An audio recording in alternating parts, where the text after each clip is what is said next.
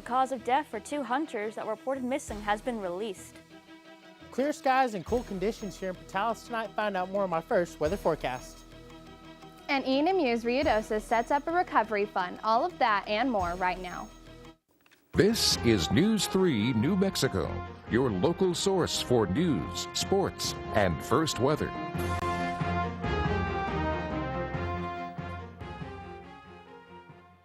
Welcome back to News 3 New Mexico. I'm Corbin Shaner. And I'm Lennon Caro. Thank you so much for watching. The Clovis Police Department is investigating a hit and run that left 1 person hospitalized. The incident happened on September 19th. Dispatch received a call that a person was hit by a car at the intersection of Torrin and Giddings Street. And when officers arrived, they found a man lying in the road with severe injuries. The man identified as 62-year-old Casey Henry and was taken to Plains Regional Medical Center before being transported to a Texas hospital. Witnesses told officers that Henry was walking in the road when a white Dodge Charger with black stripes hit him and drove away. The major crash team is still looking for the car and driver involved in the incident.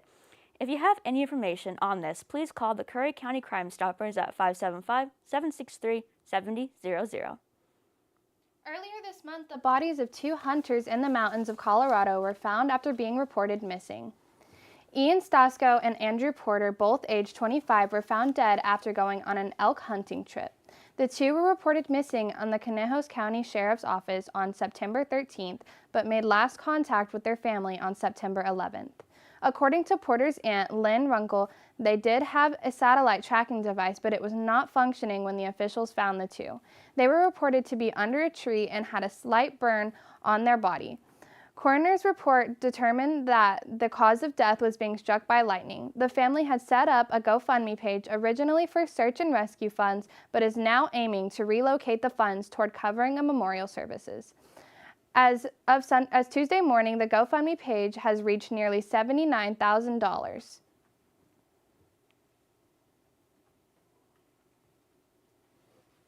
This Thursday is Eastern New Mexico University's Department of Music Faculty Gala. This event will be hosted at Buchanan Hall in the Music Building on campus and will feature performances from all the Department of Music staff. The gala is here to support professional developmental initiatives and retention. The gala starts at 7 p.m. and goes until 8 p.m., so if you want to experience a night full of music brought to you by the best of the best here at Eastern, make sure you go out and show your support.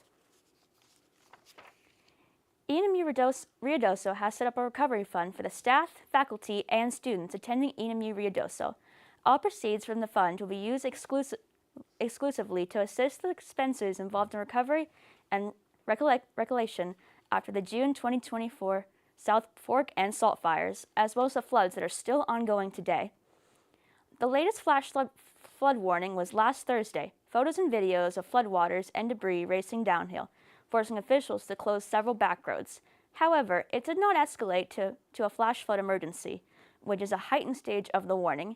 If you would like to donate to the recovery fund, you can go to KENW.edu/recovery fund. So it was a nice day here in Portales, wasn't it, guys? Yeah, I loved the weather today. Nice and warm, but not too hot. I was just glad it wasn't too hot as well. Yeah, not so hot. Let's take a look at our current radar right now in eastern New Mexico and West Texas. Really, going to see a little cloud cover north of I-40 and Tucumcari, moving south, and then in the Amarillo area, moving down along I-27 towards Lubbock, Texas. As we take a look here,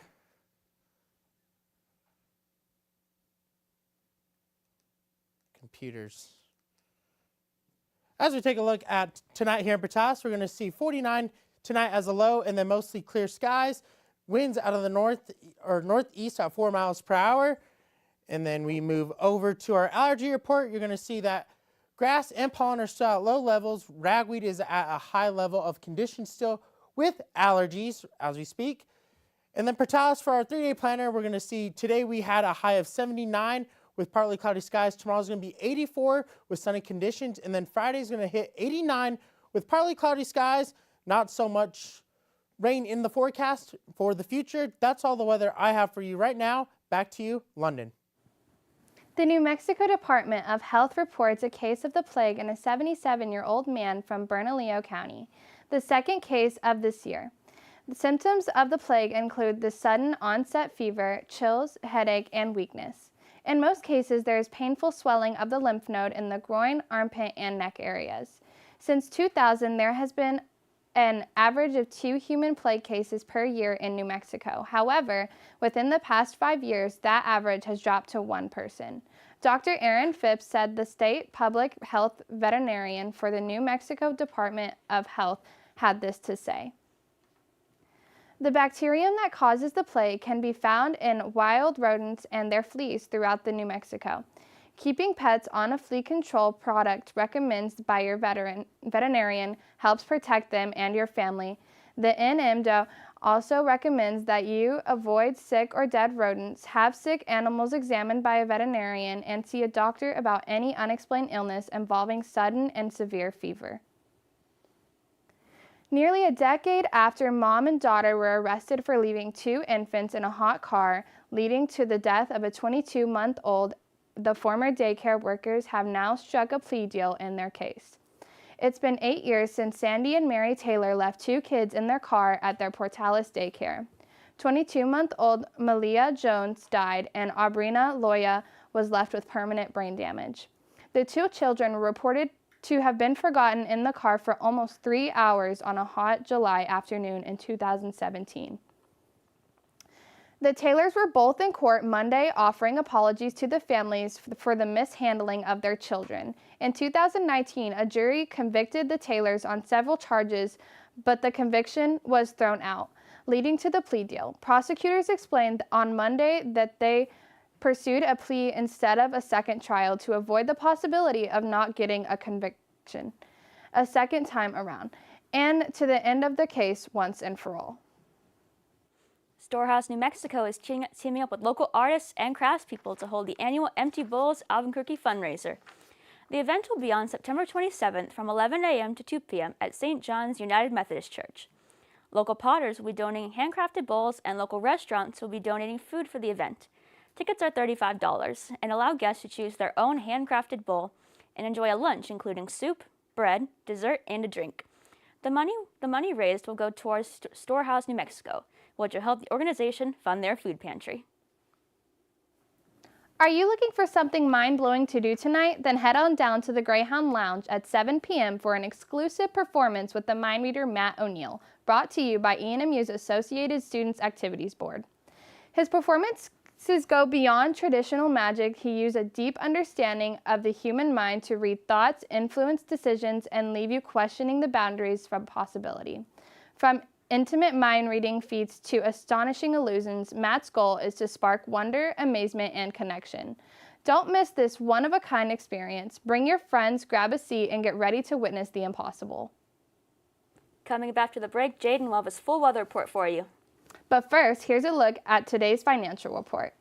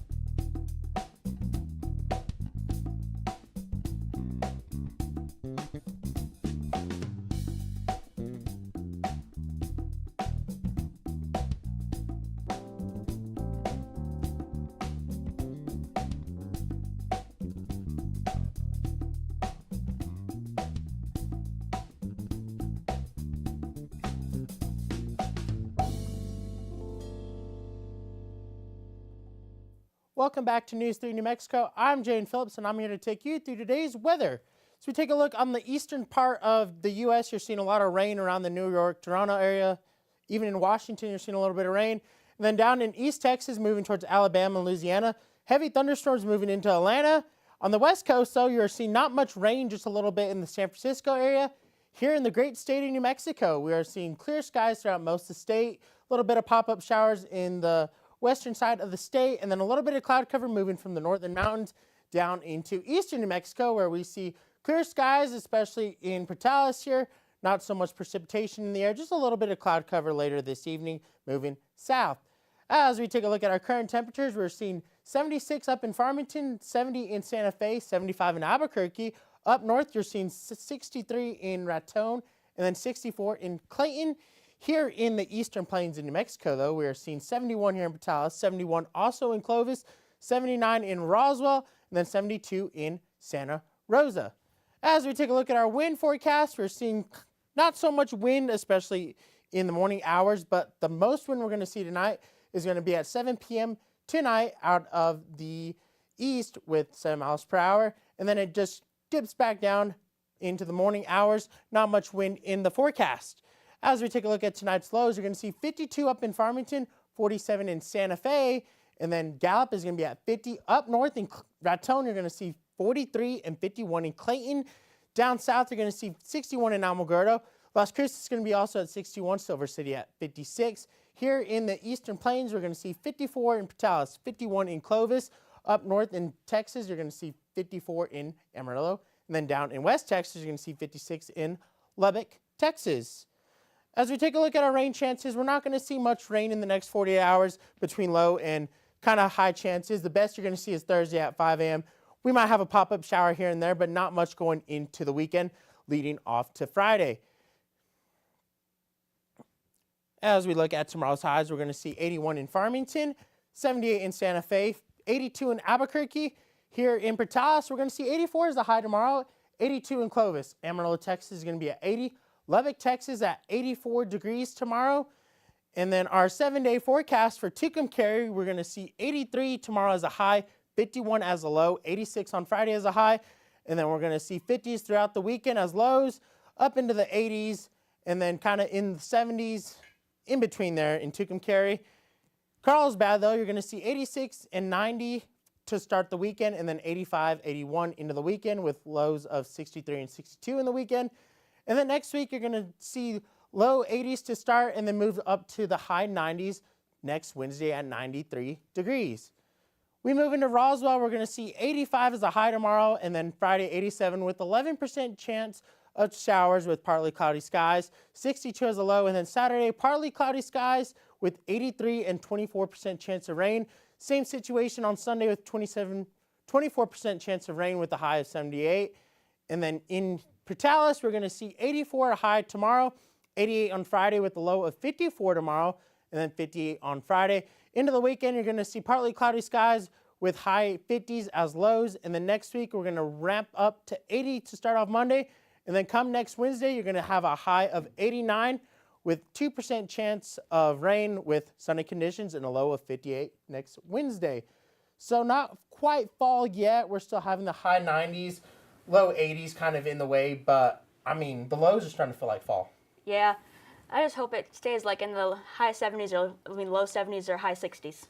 Me too. I cannot handle the heat. Yep, that's all the news we have for you right now on weather. Stay tuned for more after the break.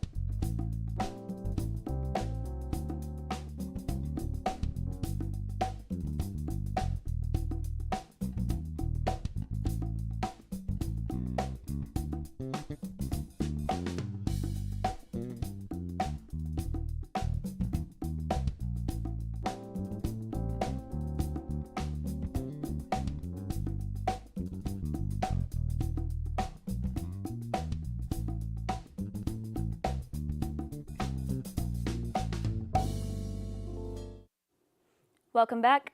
The New Mexico Department of Transportation received a national award for preserving an original stretch of the historic U.S. Route 66. The Asphalt Pavement Alliance presented the 2025 Perpetual Pavement Award to NMDOT on Thursday, recognizing the exceptional long-term performance and preservation of a 9-mile stretch of New Mexico Route 6, west of Los Lunas. Since the stretch opened in 1928, as a part of Route 66, it has never had a structural failure. NMDOT credits its use of innovative asphalt technologies, engineered drainage, reinforced subgrades, and sustainable energy maintenance strategies. With the longevity, they stated the pavement structure has never been increased by more than 4 inches. Since 2001, the award program has honored 217 pavements across 36 states and Canada. To qualify, roads must be at least 35 years old without a major structural failure. October is right around the corner, and you know what that means: Halloween. So to kick off the month, Eastern's History Guild is having a foodie movie night, and you're invited.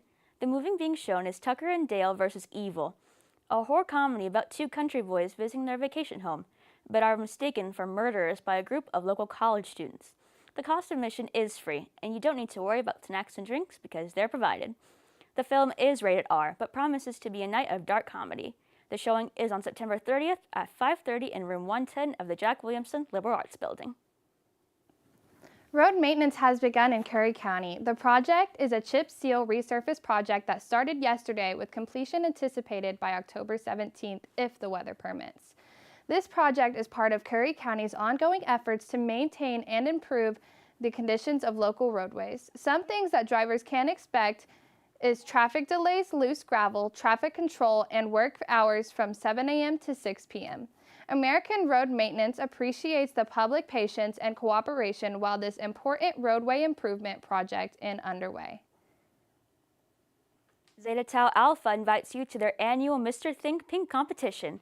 It promises to be an evening of entertainment and philanthropy in support of breast cancer education and awareness. Contestants will showcase their talents and campus spirit while raising funds for the important cause. All the proceeds from this event will benefit Zeta Tau Alpha's National Philanthropy Breast Cancer Education and Awareness. By attending, you will help promote awareness as well as support individuals and families impacted by breast cancer. This event is this Friday at the Becky Sharp Auditorium. The event starts at 6 p.m., but doors will be open at 5:30. If you would like to attend the event, you can pick up a ticket at zeta.crowdchangeco/51235. This Thursday is the second annual Hispanic Food Truck Rally held by Eastern's Multicultural Affairs. Unwind with local Hispanic food trucks serving rich flavors and vibrant culture.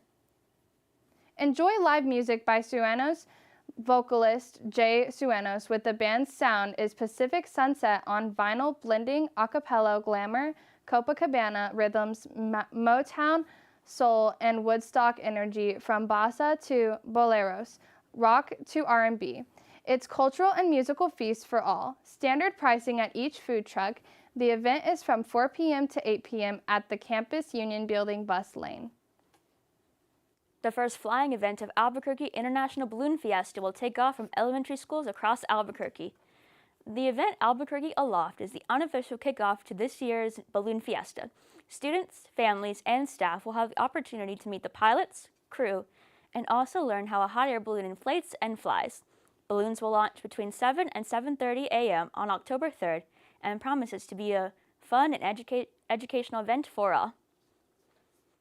Coming back to the break, Jasmine will have her full sports report for you. So make sure you stay tuned.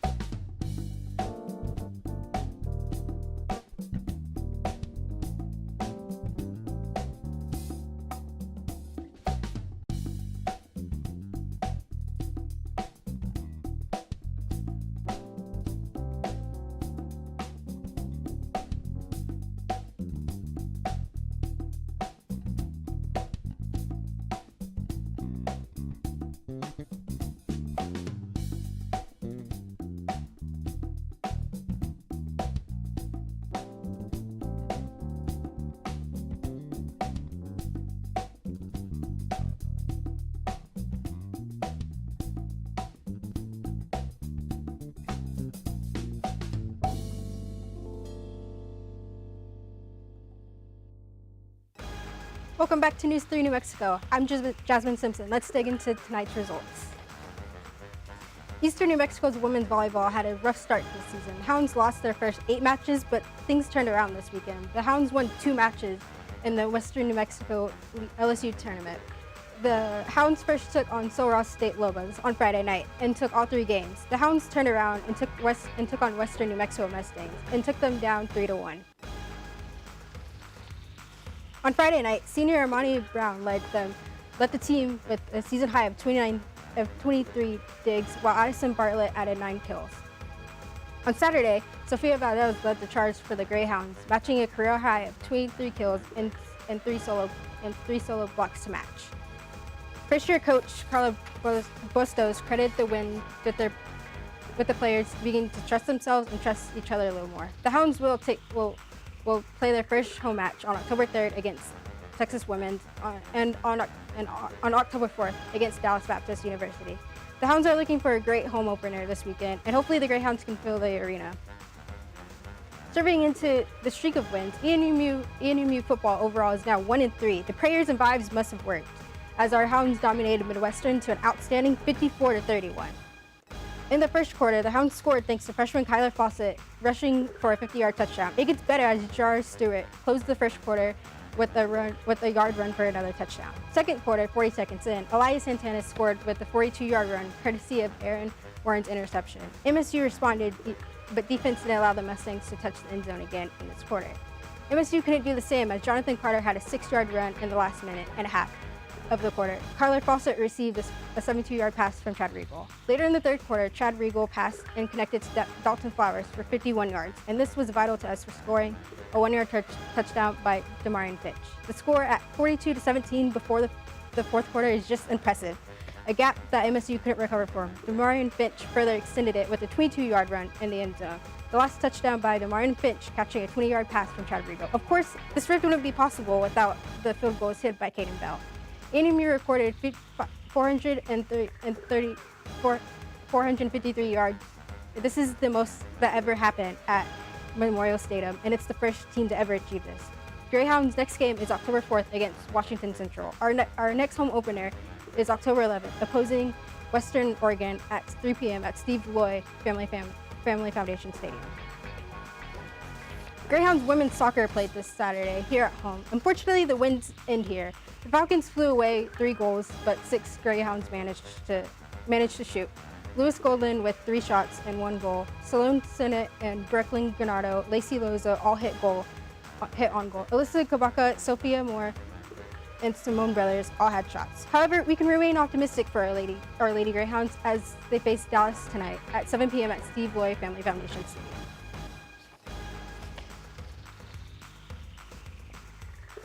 In the WNBA, Asia Wilson has done the impossible yet again, becoming the first player in the WNBA to receive the Kia MVP award for 4 seasons. This record passes Lauren Jackson, Lisa Leslie, and Cheryl Swoops. Wilson averaged 23 points, 10 rebounds, 3 assists, 2 blocks, and 1 steal this season. Speaking of the Las Vegas Aces, they placed their bets in the lucky deck as the Aces took the winning hand in Game 2 of the semifinals against Indiana Fever.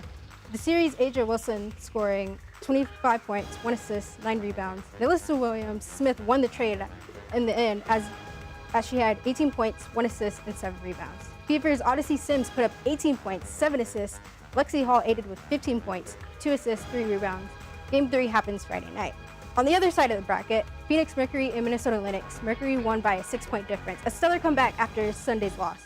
This win ties the series. Soto Sabole of Mercury totaled 24 points, 1 assist, and 9 rebounds. Alyssa Thomas contributing 19 points, 13 assists, and 8 rebounds. The Lynx still put up plenty as the PCA caller had 24 points, 1 assist, and 6 rebounds. Courtney Williams had 20 points, 9 assists, and 7 rebounds. What happens on Friday night games will determine which team makes it to the finals or if more rounds are needed. That's all for sports. That's all sports I have tonight. Don't worry, don't go anywhere, as we'll be back with Corbin in London after the break.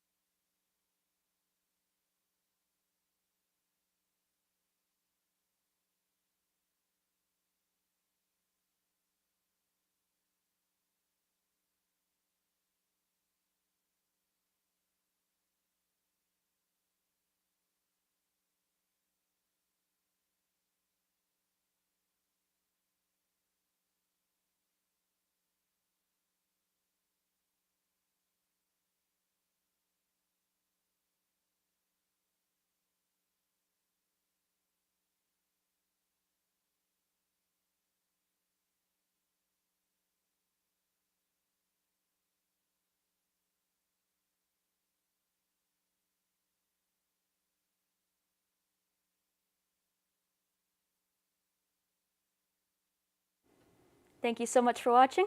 Tune in on Friday.